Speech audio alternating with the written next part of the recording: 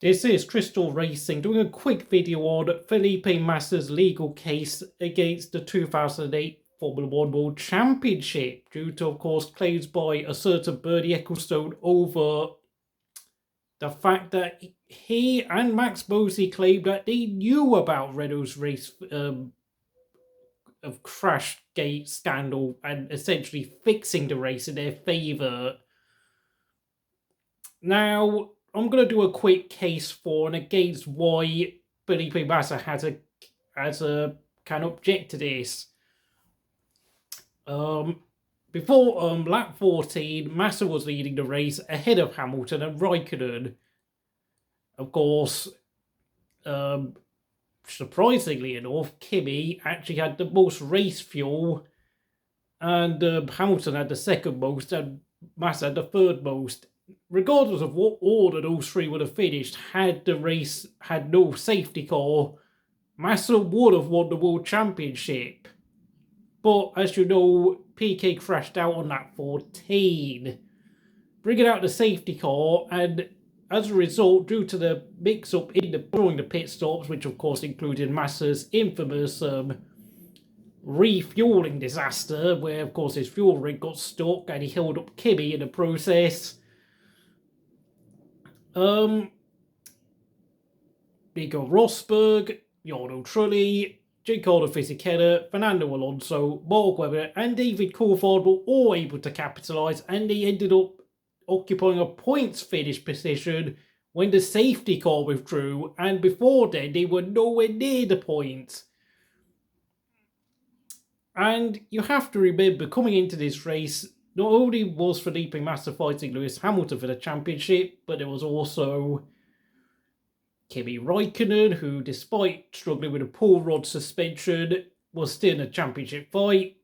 Robert Kubica, despite, of course, having his BMW Sauber team quit development after Canada, was still in the mathematical hunt for the championship with 4 races to go.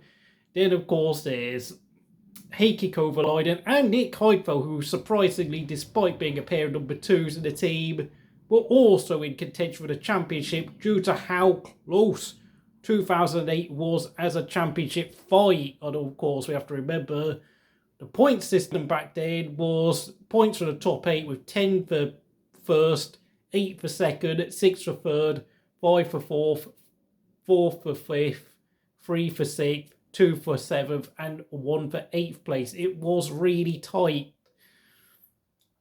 And we have to realise Kubica, even though he was running 4th place when the safety car withdrew, was forced to take a drive-through penalty along with Rosberg, which of course Kubica went to the back, whilst Rosberg still managed to cling onto a podium due to, of course, they awarded his penalty a few laps later than Kubica. Plus, of course, Rosberg had actually built a gap over the rest of the pack in front of him, giving him a cushion to grab what was then a career best of 2nd place. But in regards to Felipe Massa was, yes, of course, if you were to cancel the entire result, Felipe Massa would become a world champion. Was, of course, the alternative punishment would have been, of course, a disqualification for Fernando Alonso, which would, of course, then allow Lewis Hamilton to win the championship by 3 points.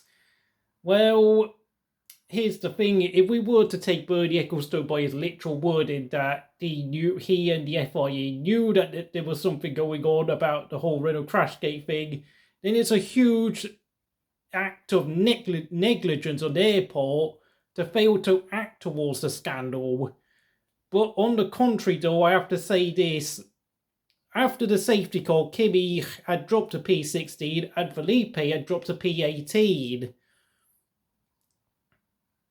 Of course, Kimi Raikkonen, when he crashed out with 4 laps to go, was actually running in P5, whilst Massa spent the whole race stuck at the back and even had a lazy spin towards the end on lap 50, where, because of his spin, Sutil was forced to take a avoiding action and crashed into the barriers. But let's face it, after that safety car, I mean, Felipe never really picked up the pace again. I mean, he just threw in the towel. Like, I don't really have much sympathy when you consider the fact that Kimi the year before had, dropped to the back at Fuji, and then